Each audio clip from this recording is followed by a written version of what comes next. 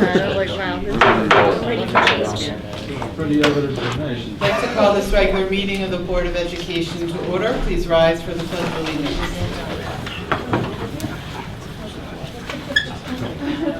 To the flag of the United States of America, and to the republic for which it stands, one nation, under God, indivisible, with liberty and justice for all.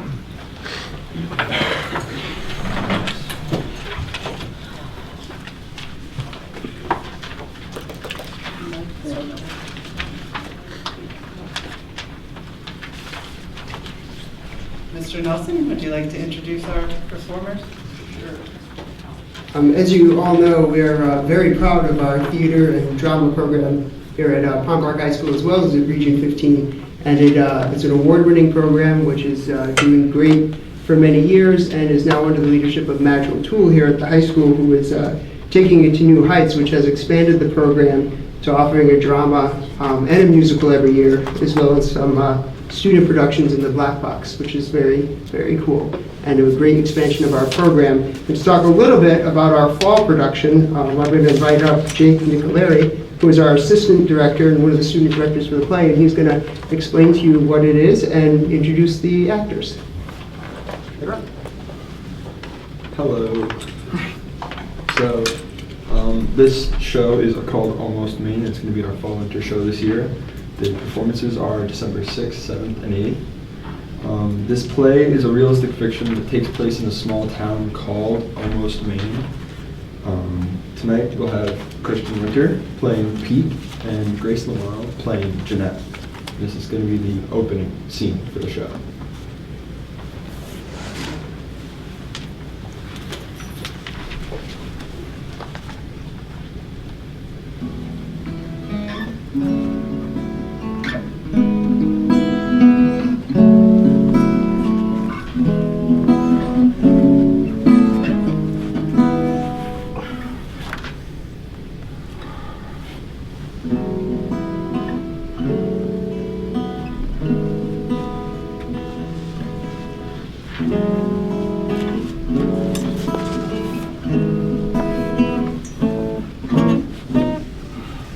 Pete, Yeah, I just am having a nice time with you, Pete.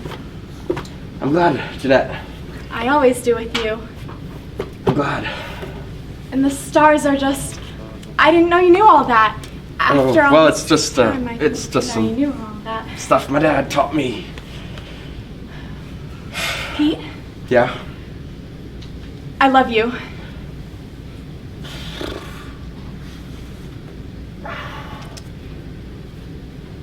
Well, I love you too. Oh, Oh, are you cold? You No, want to no, go no. outside? I just want to sit. Like this. Close. I feel so close to you tonight, Pete. It's nice being close to you.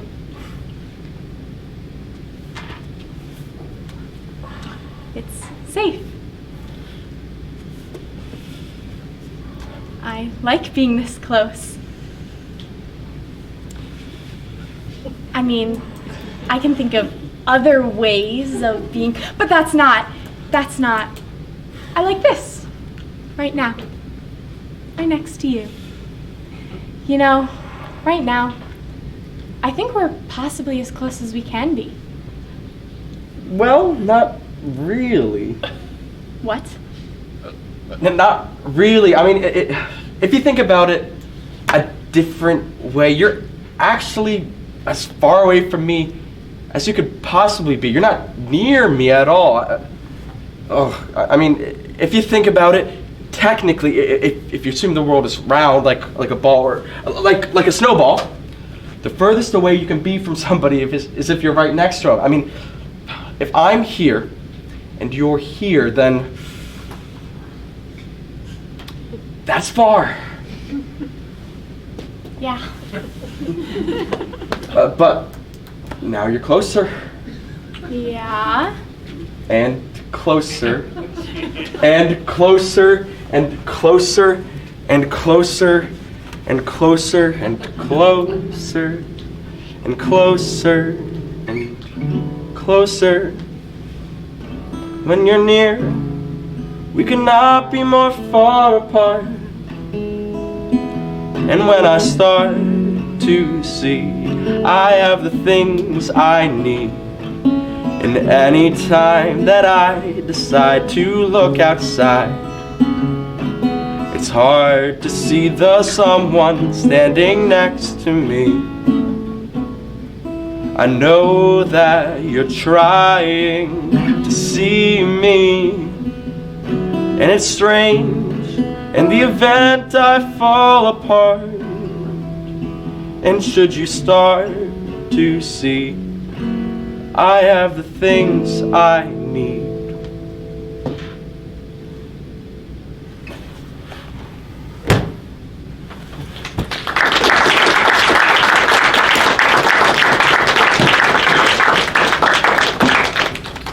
So once again, that was the opening scene for our show, Almost Maine.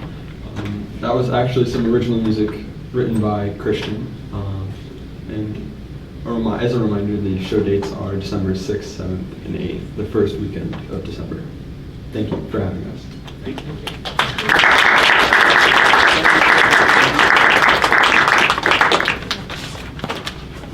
Thank you all. If you can perform in here, I think that you're going to do awesome here in the show. I mean, that was amazing, and you didn't even seem nervous. Great job, and best of luck. Break a leg. Moving on, student representatives, Mika and Patrick. Hi everyone. The past few weeks we've had a lot going on, starting with the pep rally before the homecoming game on Friday the 26th. There was a lot of enthusiasm in the students as different students participated in relay races, a pie eating contest, and performances by the marching band, drumline, and cheerleaders. The Unified Sports Program was celebrated at the pep rally with a ceremony where ESPN presented a banner for national recognition of inclusion for the team. Later in the day, the football team played the homecoming game, but unfortunately lost to North Haven. But the game was not only a night for the football team, but also for music and cheerleading as well. On the sidelines, the cheer team performed their routines along with the marching band and drumline, which is pretty cool. Friday was a big day for field trips. Mr. Fiormita took his AP Art and Drawing and Painting 2 students to galleries in Chelsea, and AP Capstone went to the Vessel and a museum. As for upcoming events, this weekend we will have the senior semi-formal, which will take place at the Grand Oak Villa. Ring Dance for juniors is at the same location on the 16th. On the topic of music, our yearly playathon will take place on the 19th, where the proceeds will be donated to the Luck to Tuck Foundation. And coming up soon, the 8th graders will take a field trip up to the high school in order to learn more about the chorale and the music program here at Palm Brook. For sports, Southwest Conference playoffs have began. Girls soccer is ranked first in the SWC and recently won a thriller against Immaculate on Friday in a game that went into overtime and then on to penalty kicks. They're currently playing the semifinal game down on the turf against Newtown. Boys soccer is ranked second in the conference and won a decisive 4-0 game against Bunnell on Friday. And they will face Joel Barlow tomorrow at home.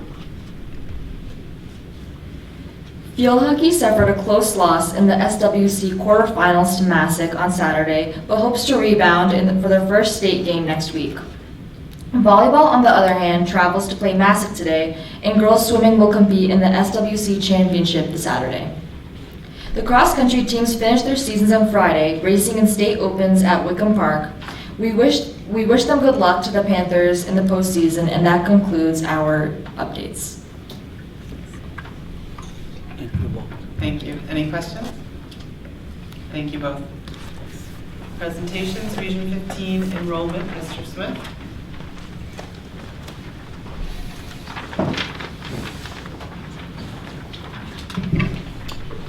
Thank you.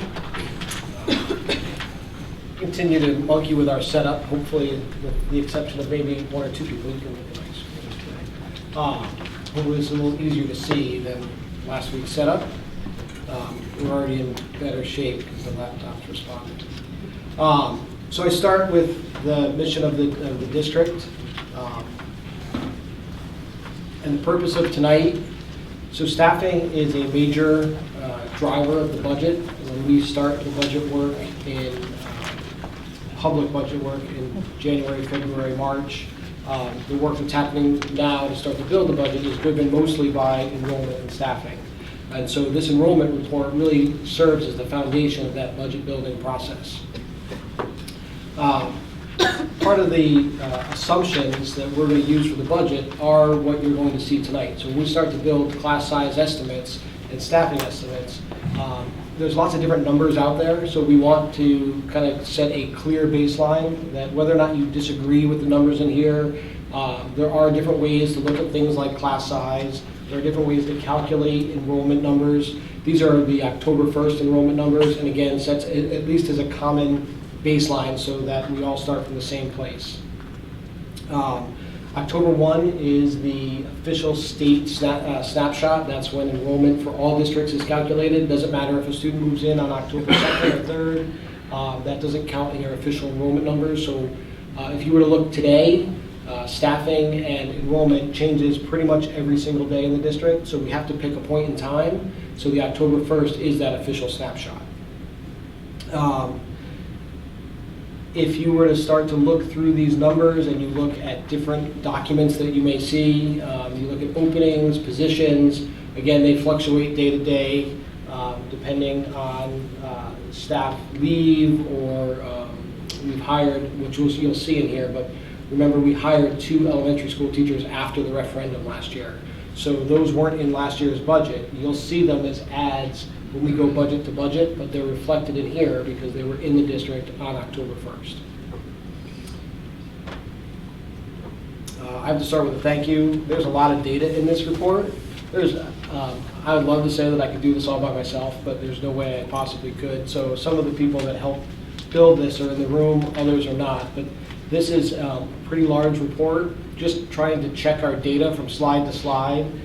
This doesn't come from one system. This comes from lots of different systems. It comes from vetting that through the schools. It comes through our student data system. It comes through the state system. It comes through our financial system. It's certified. It's non-certified. And so there's a lot of moving parts here. And it takes a lot of people to build this report.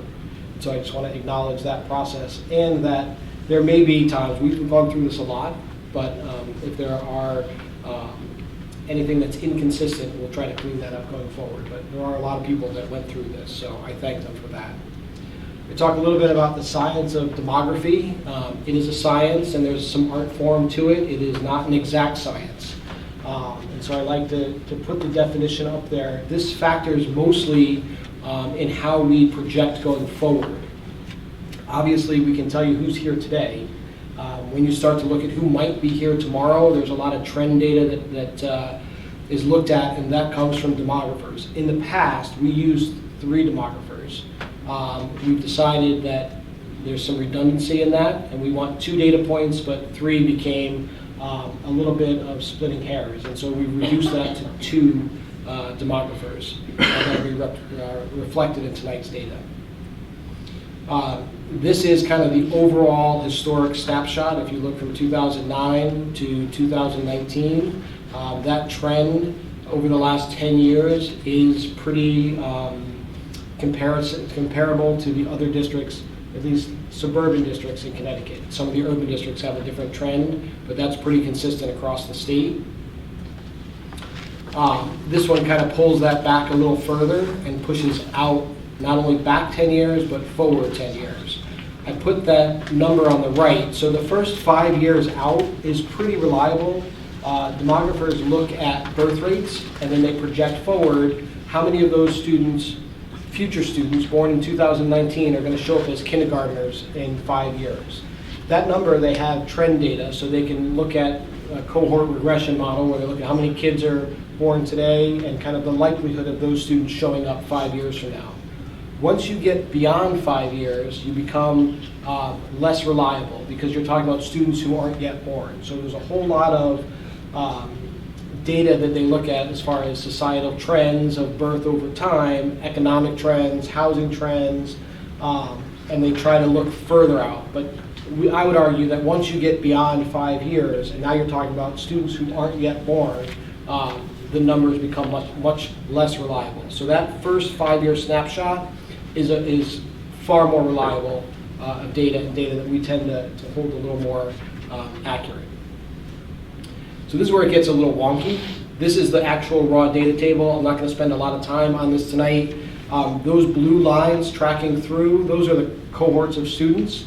So this year's kindergarten class, if you roll them up to 6th grade, you'll see that they're projected to grow from 264 students to 305 students. And if you take this year's 8th grade cohort and track them through 12th grade over the next several years, you'll see they're projected to shrink. Now, some of that shrinkage occurs from 8th grade to 12th grade because baked into that 8th to 9th grade transition are students who leave the district for magnet schools or other VOAG programs or other private schools. So part of that number is skewed a little bit by students who, by design, leave our school from 8th to 9th grade in that transition. This is that same data, just put into a little more of a palatable version. You'll see that those solid lines are our actuals and the dashed lines are the projections. So with the exception of the K-5, that our actual trend line and our projected trend lines have been pretty consistent. But over the last 2 years, we've seen a spike in our K-5 actuals. That's not just in kindergarten, as you'll see as we go through, but that's where a lot of it has come. Once you move beyond the elementary level and move to the middle and high school, for the most part, our trend lines have been fairly consistent. So it's fair to assume that at least 6-12, our actuals for the next several years should trend pretty consistently. This is the same information just by the other demographer. NESDEC was the first demographer, their New England School Consortium, and the second is Malone McBroom. They're the ones we've used both of them historically. Same data projected out over the next several years. Same chart, you'll see that again, 6-12 projections and actuals are pretty similar, and the trends look pretty similar to the other set of demographers. Malone McBroom also shows that kind of divergent path of actual K-5 students and projects out kind of a correction. What we don't know is how that further out trend line K-5 is going to continue. We now have 2 years of data. I would say it takes 3 to create a trend.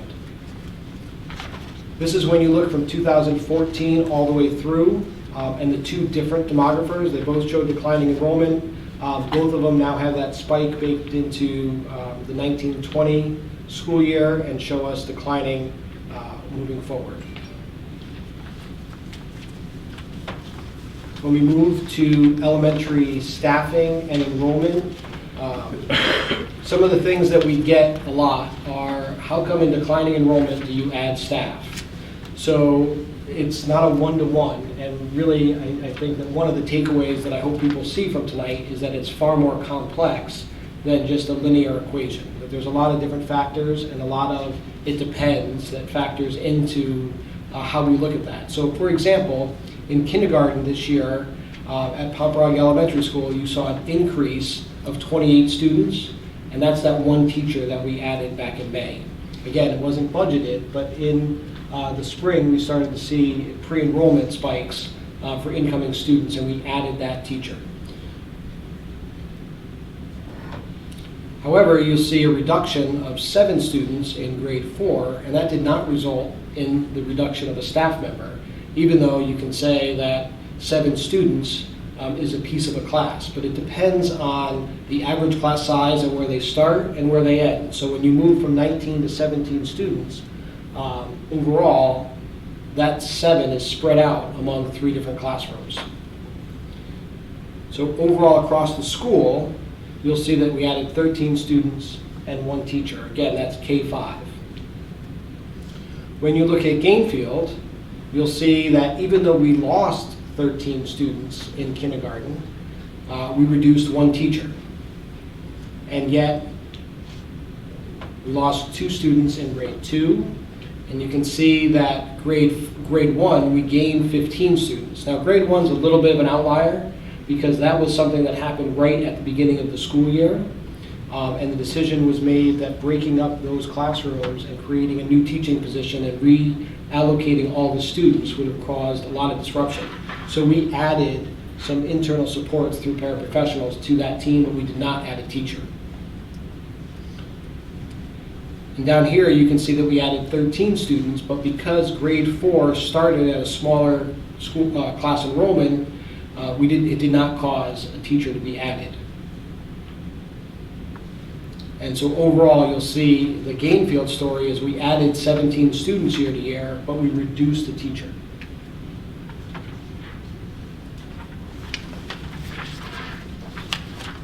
Similar kinds of stories at Long Meadow. Again, Long Meadow has 4 sections, so our ability to adjust to influxes and changes in enrollment is spread out now among 4 staff instead of 3 staff.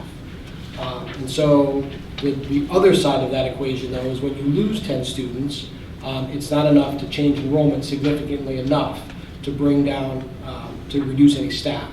So in kindergarten, for example, we lost 10 students year to year, but spread out among 4 classrooms, the adjustment in class size from 18 to 15, if you reduced it to 3, I didn't do the math, but your class size would have been over 20. It would have been at 21 per class in kindergarten. In grade 2, we gained 3 students. You went from 17.3 to 18. By the way, we don't have 0.3 of a student in any classroom. That's a math piece with rounding, so that would mean that you'd have 2 classes of 17 and 1 of 18. And again, grade 5, you lost 3 students, but it didn't have a significant impact in class size or in staffing levels. So overall, you gained 4 students year to year, and it resulted in a staff change of 0. MES is where we saw some of the greatest influx of students. First grade, for example, we added 9 students, but no staff. Kindergarten, we also added 9 students, but that required us to add a staff. So this is where a good example of why you can't just say, we lost 10 students or we lost 20 students, we should lose a teacher. Here are 2 classrooms where we gained 9 students in each. Class sizes are 15 and 19. 1 required the addition and 1 didn't. And the same thing in second grade, you added 15 students, but only 1 staff member. And then we were able to reduce 1 at 3rd grade, add 1 at 4th grade, and that resulted in an overall addition of 2. Here's that spike just shown, kind of isolated for just grade 5 enrollment, and the difference between actual and projected. And that resulted in the 2 teachers that we added in the spring. Again, this just rolls up across all schools. At PES and MES, we added 1 teacher at MES during the budget process, and 1 to PES and 1 to MES in the late spring. So those are classroom teachers. When you get into our unified arts and special ed staff, it gets more complicated. The classroom teachers are kind of the easier of the equations, because now we have staff that are split not just among all 5 grades, but also among schools.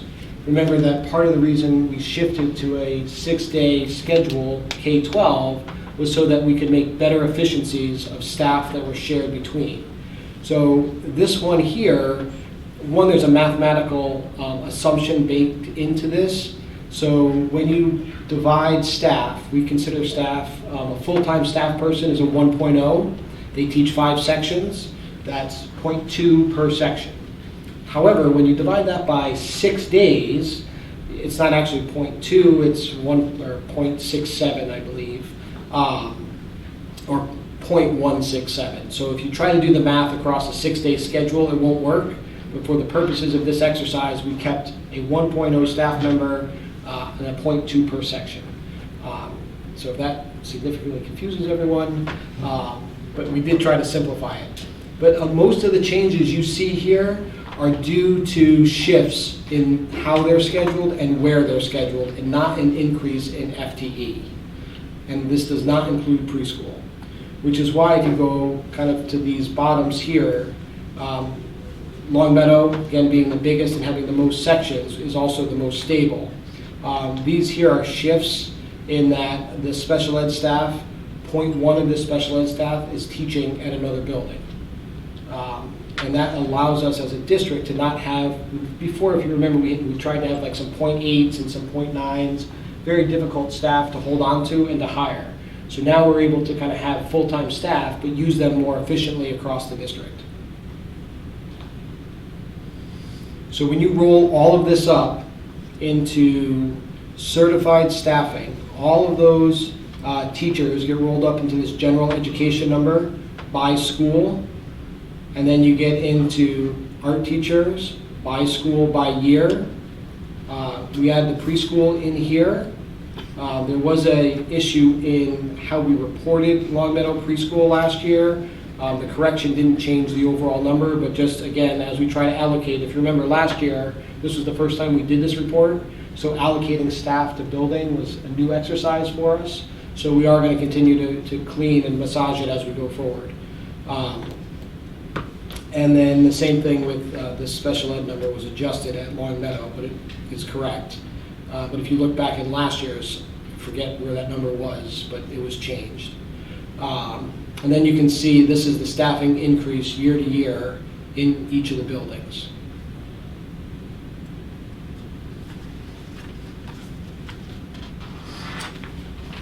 Non-certified staffing. So this gets even more complicated because especially when you talk about paraprofessionals, those shift based on the needs of students. And when I say things change daily, frequently paraprofessionals are shifted and added or reduced based on the students in the district pretty much almost daily. But this tracks our non-certified staff across. And you'll see here that the paraprofessional pieces tended to shift. So again, this was as of October 1st. If you look today, we could pause there I think, before I go to 612. Any questions? I'll ask a couple things. Forgot about that. I guess I'll ask now, just since you asked to pause. If you slide 20, which is, I guess, your one back. Yeah. So if you look on the lower right-hand corner and it goes, MES went up by like, whatever went up there. Does that mean that you did add like a 1.0 FTE, or is that, or do we have to go back to kind of what you said where you were, you can move a 0.1 from one school to another? So yes, and this is where, like, in the efforts to be transparent, it's also complicated. So remember, we added 2 FTE as far as full-time classroom teachers. But you can see here that there was a speech reduction of 2/10. So that doesn't mean we actually reduced the person. It means that 2/10 of that person's time is now spent in another building. And so when you get to when you move beyond the general education teacher to these other sections, this is where you can see like 5/100ths of a music teacher. Like we start pairs, but that means that music teacher is teaching like a section of a 6-day rotation.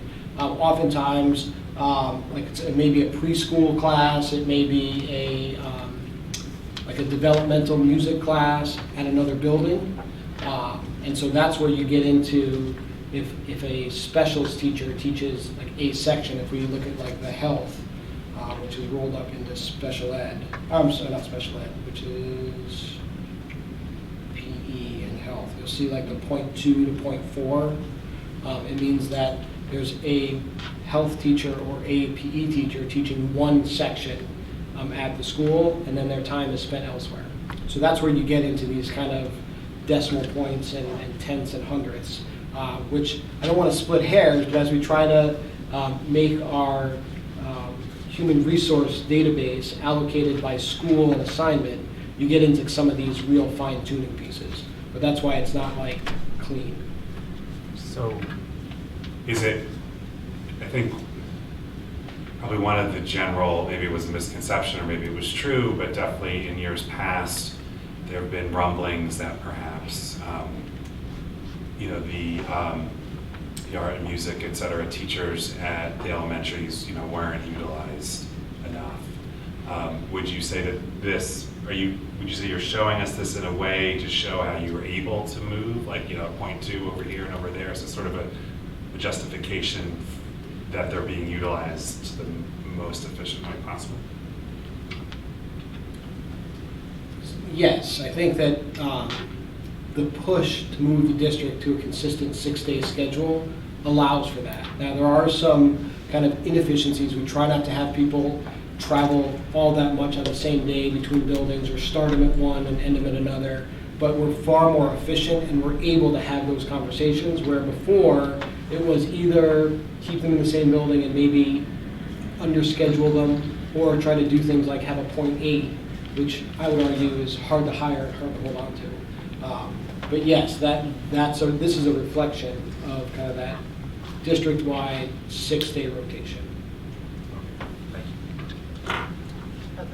Sorry.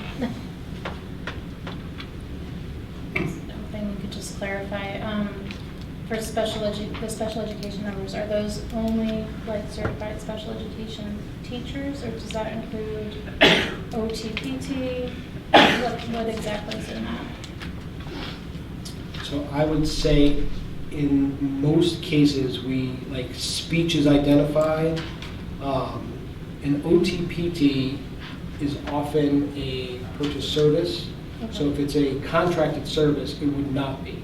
If it's our OT or our BCBA, then that is counted in here. If it's a contracted service, then it's not. Actually, the BCBA is a difficult one. Like, that gets into, when we start getting into tenths and hundredths, when you start taking a BCBA that's district-wide, who doesn't necessarily have a schedule, but is by appointment, how we reflect that, and that is captured. When we get to the end, or towards the end, and we have kind of district-allocated staff, that's where you're going to see some of that. Okay, one more question. The estimates that we have here from the demographers, do you know of any changes to their methodology, say from 1 or 2 years ago, that they may have implemented? I think one of the conclusions we'd come to earlier was that they could not explain that bump, that they were going to refine their methodology. Have they done that, or are we still using the methodology that underestimated those class sizes? I'd say the biggest shift is they're trying to account for rental properties. Mm-hmm. I don't know that we have enough data yet to see if their metrics that they've built in and the assumptions have shown to be accurate, but they're trying. And I think we're not unique in that. I think that over the last 10 years, there's been a shift in across, not just our state, but across the country, in home ownership trends and philosophy, where you have more renters now. And that is not historically part of the demographic structure, and it's not easy to track. So while they're tracking rental properties, rental transactions is far more nuanced, and I don't know that that data is as reliable. Again, we're using the most current methods that they have available. I just don't know that there's enough body of work yet.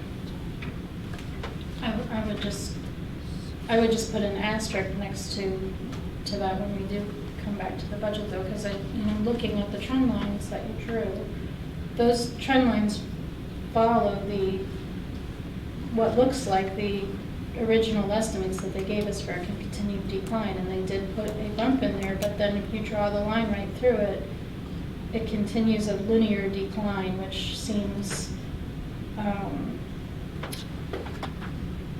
like something I wouldn't necessarily take on face value. I kind of was the same thing, because if you look that they're kind of close for middle and high school, but you agree that they were kind of off for the elementary school and there is a huge bump, wouldn't it stand to reason in 5 years that bump's going to move? Yes. Okay. Yeah, okay. Since you've interrupted the movie. So like if you look at slide 17, for example, so I have a hang up about the demographers in that everything is always smoothed out. Like that I don't like the straight line is drawn over the dashed line because I feel like if you're like new to the board or if you're a parent looking at this or anybody looking at this on the district's website, you think the demographers were perfect, and then oops, we got one little aberration. And I think it really should reflect what they actually predicted a certain amount of time in the past, and that's however that is computed, because it gives you, and I get that it's an art and a science and all, but I think to see that over time would certainly, how accurate they may or may not be, would inform future board decisions, perhaps. If that makes any sense, right? So if you look closely, like the dashed line goes back to 14, 15, and they really were very accurate. And I think the challenge that we have now is kind of when you look at that 18-19 spike and the 19-20, like, is that trend line going to continue and then drop off, or is that the beginning of a new trend line? And I think that's the question. And I think to all of your points, this is the best data that we have. Once students are in our district, for the most part, they're pretty consistent.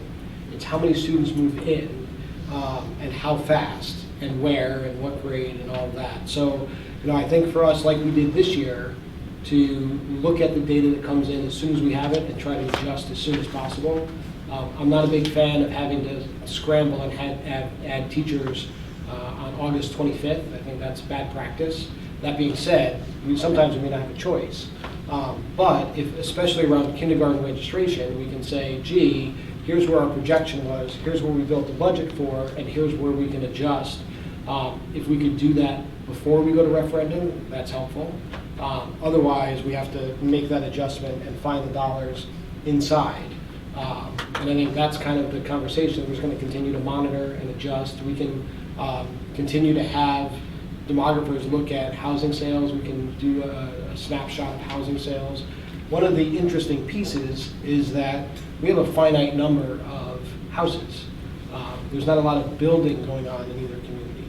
And so, there becomes kind of a cyclical saturation point where houses turn over, families with no children move out, families with children move in, and for the most part, it's a pretty stable community. There isn't a lot of movement. You might move within the district from one town to the other, from one house to the other, but our enrollment stays fairly steady.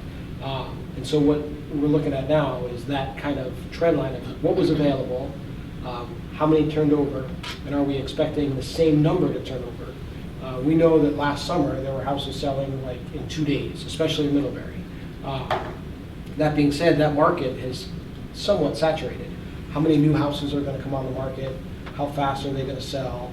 I don't know that answer right now. But we can continue to watch like real estate trends and things like that to look at what turns over and how fast.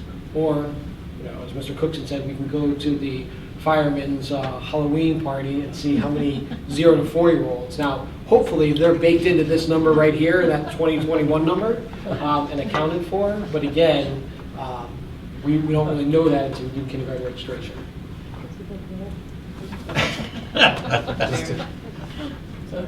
Just a quick question. Earlier in the presentation, you had said on slide 6 that how Region 15 historical enrollment has gone is comparable to other suburban districts.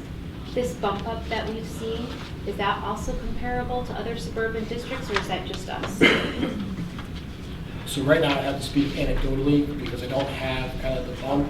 I do know of some of the districts around us have seen a bump. I don't know how many or how prevalent. I know that Bethel's seen a bump in enrollment.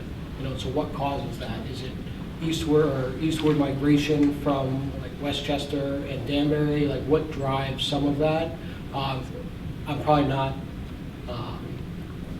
knowledgeable enough at this point to talk statewide. That being said, a lot of districts are doing this work right now, and NESDEC and Malone and McBroom are two of the bigger demography firms in the area, so they have this data, and we can certainly ask them to give us kind of like a regional trend and at least among their clients, what they have.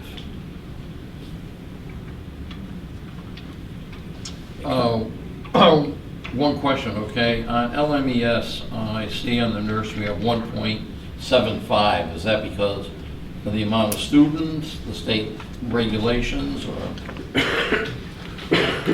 Preschool is the big preschool driver. doesn't? Yeah. I have a question here. On slide 19 versus slide 20, special education for, I'm going to give an example, for PES says 7.0, right? But if you go down to slide 20, it says special education 5.3. Why are they different? Am I reading that wrong?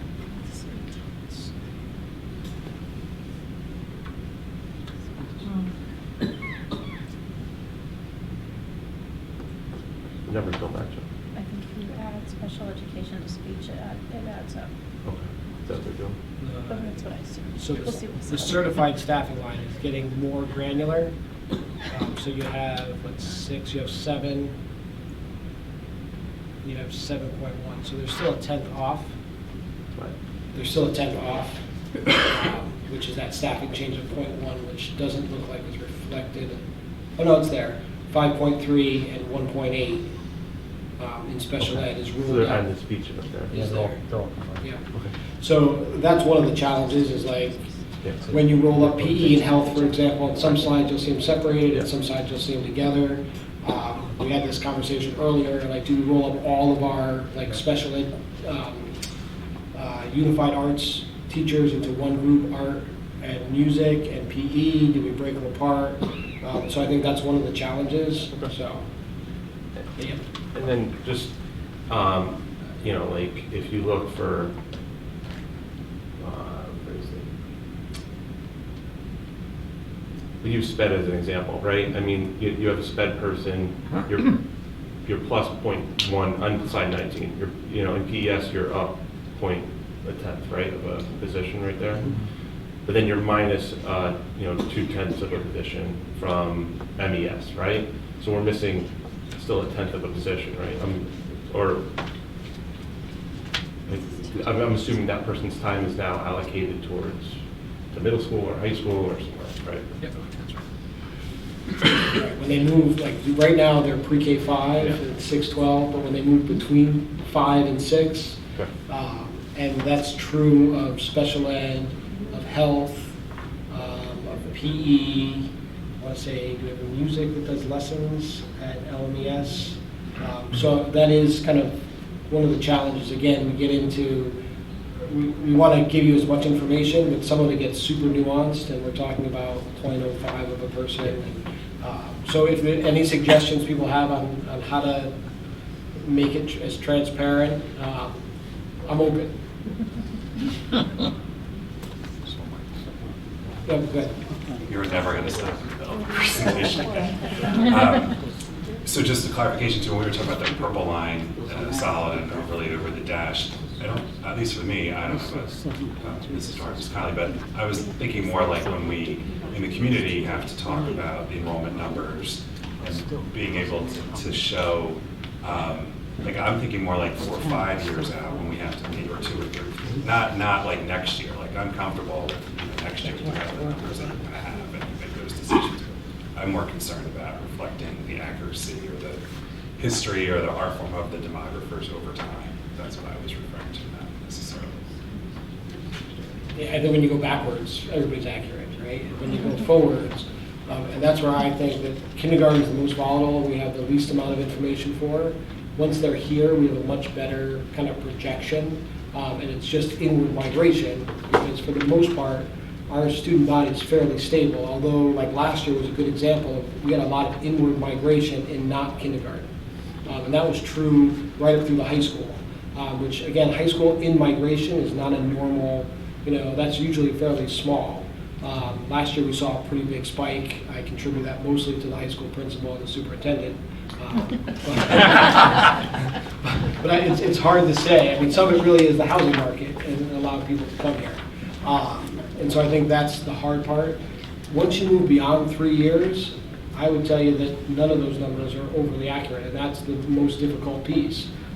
Who knows what the economy is going to be and how that's going to impact housing prices or mortgage rates. And that's where, when you get into demographer world, it gets super complex, and yet there's still projections, you know, and they're still based on whatever data they have today. I mean, a lot of these projections from 15 years ago didn't look at a housing crash, you know, didn't look at state tax rates or job opportunities. You know, I mean, there's so many pieces.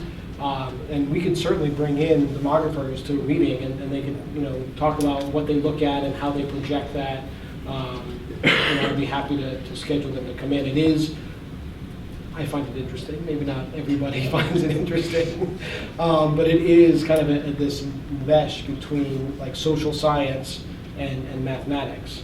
But it's all based on trend data.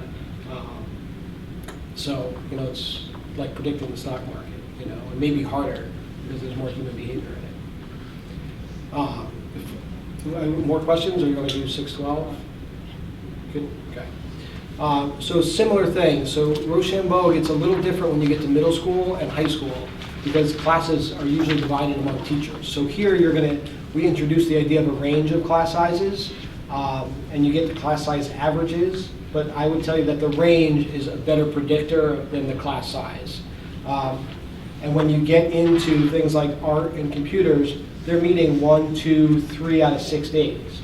And so, again, the math gets really fractional when you start to look at a PE teacher that may have, you know, 150 students, but that's spread out over a full year and a 6-day cycle and twice out of 6 days.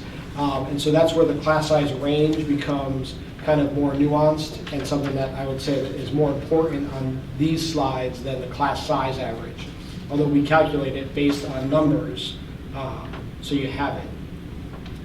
And even when you get to even down here, when you start talking about number of teachers by grade, we get rid of the grades when you get to kind of the unified arts because those teachers are teaching across grades. For Rochambeau 7th and 8th grade, there is a section of teachers teaching more than one grade, and that's where you see like the 0.4 and the 0.6, that adds up to a 1.0, but that person is spread between 7th and 8th grade. Same exact chart for Memorial. The difference in Memorial is that we have grade 6, there's one group of teachers teaching 6th, 7th, and 8th grade. So their kind of teacher breakout all adds up to be the same, but they're spread out among 3 grades. And the same philosophy when you get to the unified arts.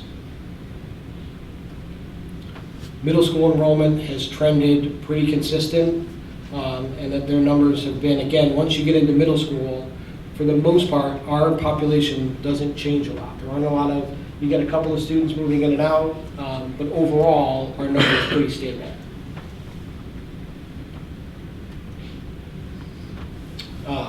This slide I like. I added this in last year, if you remember, but we talk about declining enrollment, which is true if you go back and start in 2010. However, if you go back further and you look in the 80s and 90s, what you miss is a huge inward migration over the 80s and 90s. And you can see that even if you project out to the end of the projections that we have now, the high school is still larger than it was before they put the addition on. And so back in 2010, and this came in the enrollment study, we were actually over capacity. We were at like 110 or 115% capacity, and the community was talking about building another school after LMES was built and after the addition on the high school. Good news is we didn't do that because we started that decline. But I think to say that, you know, we're declining in enrollment and we want to, this is more, it may be more of a correction than it is a total downward trend. And so it'll be interesting, not that I'll be doing the enrollment study in like 2040, to see kind of what this looks like even longer, and whether or not you kind of have a flattening or if it build again or if it further declines. Now you get to high school, similar to the middle schools, is that class size, I would say, is more of a range. And this gets even more nuanced because when you start to look at some of the classes in these very low, like fine arts, that one, again, is accurate data. This comes from course enrollment data, but that might be an independent study. So you have one student doing a ceramic independent or AP ceramics or something like that. It's not a teacher with a class of one student. That student's folded in. And another good example is when you look at the LMC, which is 5 to 22. So baked into that number are the high school student group. That's our technology crew. They're the students that kind of do an internship fixing technology at the high school. There's only 5 of them. So that range of 5 to 22, most of those classes are more like 13 to 20.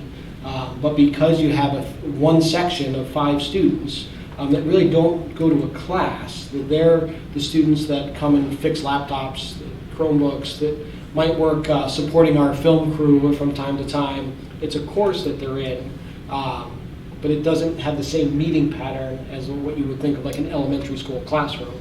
And so a lot of these smaller numbers are like that.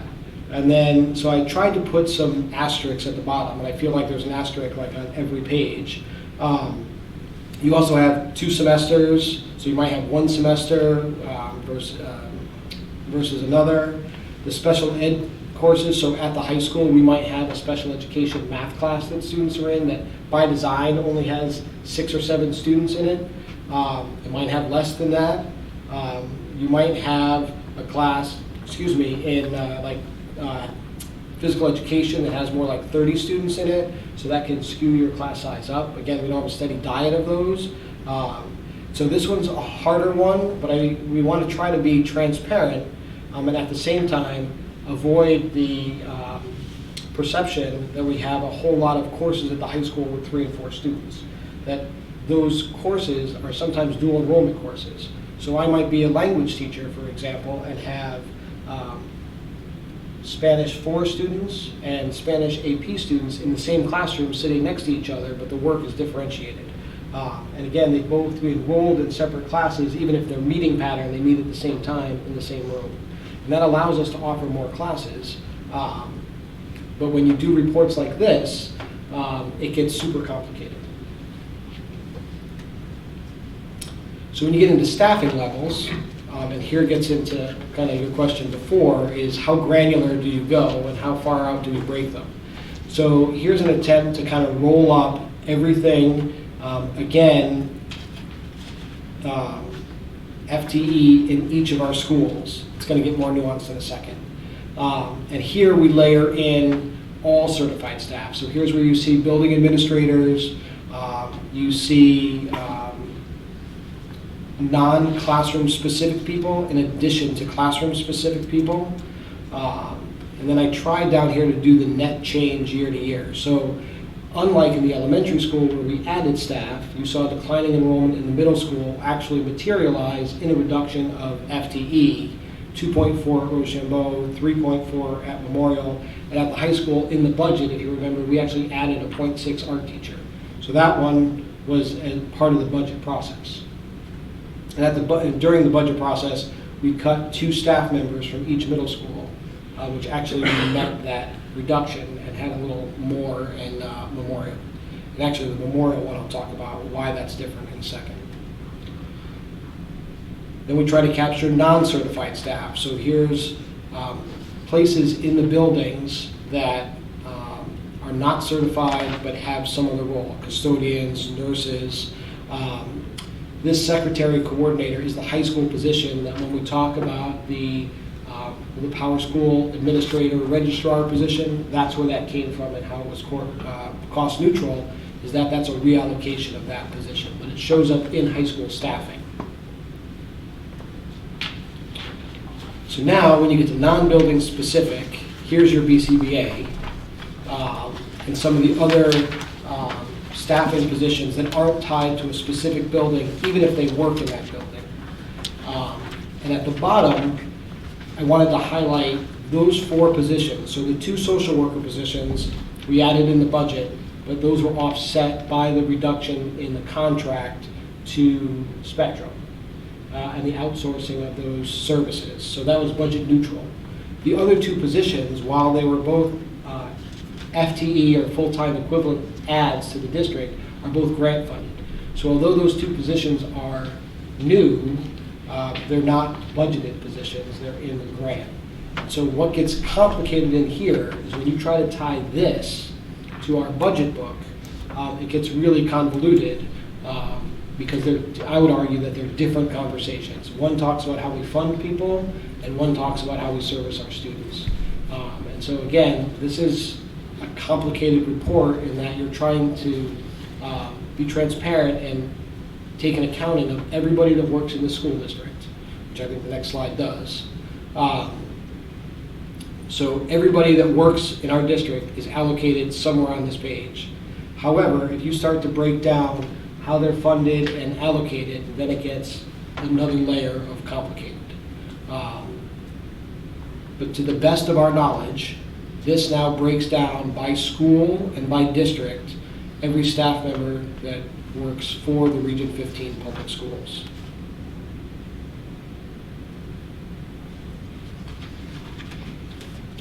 So if you roll that forward, there is the allocation and total enrollment year to year, and some like asterisks that try to fill in some of those gaps. So that difference between Rochambeau and Memorial and the 2.4 and the 3.4 is currently we have an open middle school instructional coach. If you remember, that person resigned right before the school year started, and we made the decision to hold off on replacing it. But the board wanted to make sure that we didn't eliminate that position, that was still accounted for in our FTE. So that position is still open. We've not decided yet if we're going to replace it or how soon. We want to kind of go through some of the changes that are happening right now and make a conscious decision on how we reallocate that position. This Power School Administrator, Manager, Registrar position that we feel the district needs is currently posted and open. That was created by the reduction of the high school secretarial position. We have several paraprofessional positions open in the district in special education. These are the ones that kind of collectively we knew about. We knew that we were adding 2 social workers in the budget. We knew that we were adding 2 elementary school teachers. I think that was in late May or early June that we made that decision. The 2 coaches are part of the grant, and that we constantly are adjusting paraprofessionals. So I think we'll review the purpose of this report. Again, it gives us a staffing level baseline so that when we look at how much staff we need next year, this is what we're starting with. I don't know if you have any 6-12 questions. No, I wasn't Look at looking. me. Yeah. Mine, I have a question. So actually, no, if the goal, one of the board's goals for the year was transparency, so thank you, because I think part of the most transparent presentation on enrollment, or staffing and enrollment. And we never had the section data before, because I think we were afraid, whenever we said class ranges at the high school or middle school were like 5 to 30, people were like 5 is way too little and 30 is way too much, right? So there was both sides of the spectrum that would kind of get ruffled. But if we look at slide 27, is there any way to correlate how many sections does a teacher teach? Not maybe an admin who might teach one class or something, but how many sections does one teacher teach? Can you multiply the number of teachers? Let's take English. There are 78 sections of English, and there's 12 teachers. 12 teachers, they each teach 6 sections. Is there any way to correlate? Yeah, so by contract, basically, each teacher teaches 5 sections. So if you take the number of sections and divide or multiply that, if you divide it by the number of teachers, yes is the short answer. That is how you're thinking, and that's how. Now, where it gets nuanced is that you might be an English teacher that teaches 3 sections of English and a section of drama. There are teachers that are split between content areas. For the most part, those are broken down by certification. So what we try to do is roll this up into areas so that you can do that math and not break it apart. But there may be a few teachers in those sections that are between.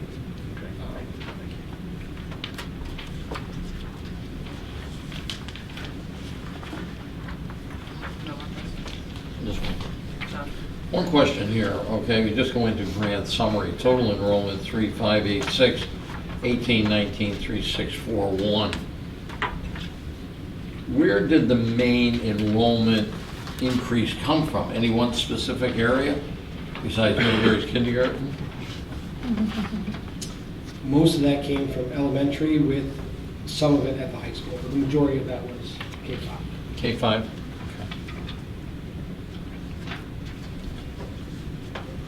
And do we have any indication why K-5 grew the way it grew?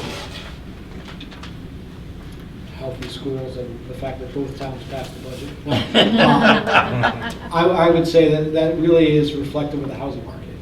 Okay, yeah.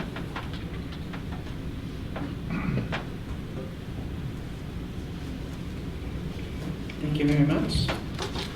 Moving on to approval of the minutes. I need a motion to approve the October 21st, 2019 regular meeting minutes.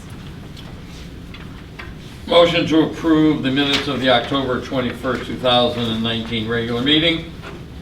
Second. Any discussion? All those in favor? Aye. Any opposed? Any abstentions? It's unanimous. Information and proposals, board and committee reports, Finance and Facilities Committee, Mr. Cookster. No report presently. We haven't had our meeting yet. Policy and Curriculum Committee, Mr. Soriani. Thank you, Madam Chair. There's the first read of the high school graduation requirements, which are, in a nutshell, increasing, but for the most part, most students were already doing the work anyway, so it's almost like this graduation requirements are catching up to what we've been doing, with just a few exceptions. But if there are any questions while we have obviously the superintendent here and Dr. Jones in the audience, you can ask the questions now or again next week, or when we meet again.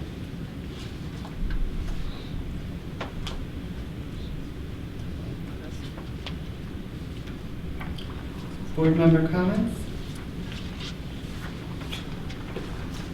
I just wanted to take a minute. As many of you know, this is Fran's last meeting, so on behalf of the board, I just would like to thank you again for stepping up after Paul's passing. Your ability to step right in and hit the ground running was a real benefit to the board and to your community. So thank you for sharing your time and your experience and your talents with us. Thank you.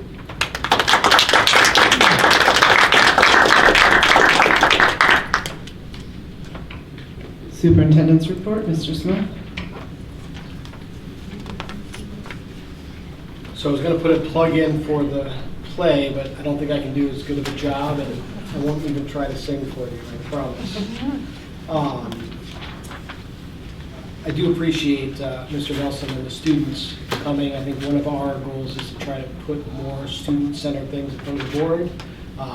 Having them come and do a skit is maybe more than I had envisioned, so I appreciate the students taking that risk and coming. We're in the last phase of our solar project at Rochambeau, and now we're discussing actually lighting that up and switching over. So hopefully in the next 30 days or so, we'll find we need about a day to convert the power over to the school and connect everything. So hopefully before the winter break, those will be generating energy. I'll mention that SMART has a vaping workshop for parents later this week.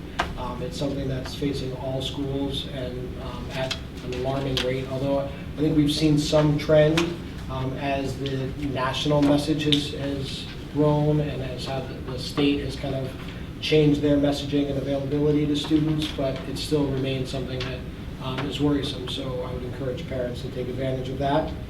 A reminder that Veterans Day is next Monday, that we have programs in all of our schools, so if board members want to tour, visit, or be a part of those, please let me know, and we'll make sure you have a schedule. Make the announcement that tonight we had the alternative education building open for board members, and just thank those that were able to make it. And if you weren't able to make it and want to see the building, I think just about everybody made it. But if you need a tour, we can certainly arrange that. It's been certainly a program that we talk about having inclusive and welcoming schools, and that is maybe to date one of the most visible efforts that we've collectively made to transform a space for students that may not fit in our other spaces. And so I'm excited that that's now online. Tomorrow, Tuesday, I'm meeting with the Heritage Village Gardener Group about building a relationship between the ecology programs in our school and the village gardeners. So if anybody has a green thumb, and I don't, so I'm hoping that they're going to teach me. But if anybody's interested, please let me know. And then there are several CAVE workshops coming up. If you want to be registered for any of those workshops, you can work through my office, and we'll make sure that we get you seats and take care of the registration for that. Also with CAVE, I'm working to set up a date for new board member orientation as our new board members come on. We'll do kind of our administrative orientation, but I've asked CAVE to come and be part of that process. So my expectation is we'll open that up for any board member that wants to attend. It's not just new members. And so I anticipate that date being in the next 3 weeks or so. And so as we confirm that, I'll send it out. And that's it. Oh, and I do have, so yes, as a group, we couldn't let Mr. Brennan go without having something to remember all of us by. And so, Mr. Brennan, I say thank you. I feel like I'm going to trip over something. For your time here. And we hope that your voice doesn't go away, even if your time on the board may. So thank you for everything you've done for us so far, and I hope you enjoyed your time here. I did. And with that, I'm done.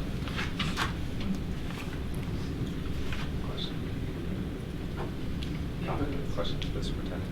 Oh, sorry. Any questions for the superintendent? Doesn't Kate normally offer a new, not that we can't do it in-house, but don't they offer something like in early December? That's one question. 2, did the garden club at the village reach out to you, or did you reach out to them? And then 3, the vaping thing is Wednesday from 7 to 9 in the AP room. So, yes, CAPE does offer new board member orientations. And that would probably be longer and more comprehensive per se than what we're going to ask them to do here. But I did think that, one, as a board, we worked really hard to evaluate our relationship with CAPE, and I think that they should come out and meet us where we live. And 2, it'll be more tailored to the work happening here. Yes, the garden club reached out to the district, also with Bend of the River.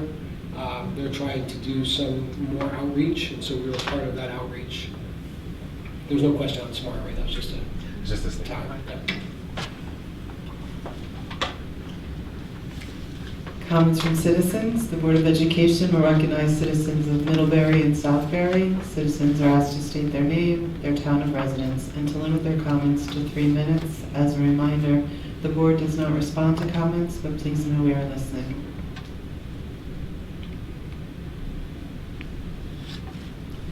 New business requiring board action. I need a motion for the authorization of the superintendent to secure consultants to issue a request for proposal, RFP, for the financial management of the Region 15 Pension Fund.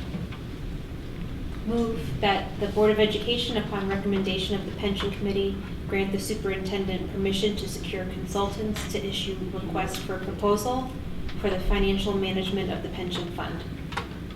Second. Any discussion? Did you want to make a comment? All those in favor? Aye. Any abstentions? Nays? It's unanimous. Sorry. Announcement of future meetings. Wednesday, November 13th, the Finance Committee will meet in the Central Office Large Conference Room at 6:30. Monday, November 18th, Policy and Curriculum will meet in the High School Media Center at 6:30. And Monday, November 18th, the Board of Education will meet here in the Media Center at 7:30, and K to 12 scheduling will be our presentation. Need a motion to adjourn. Motion to adjourn. All those in favor? Aye. Thank you, we are adjourned.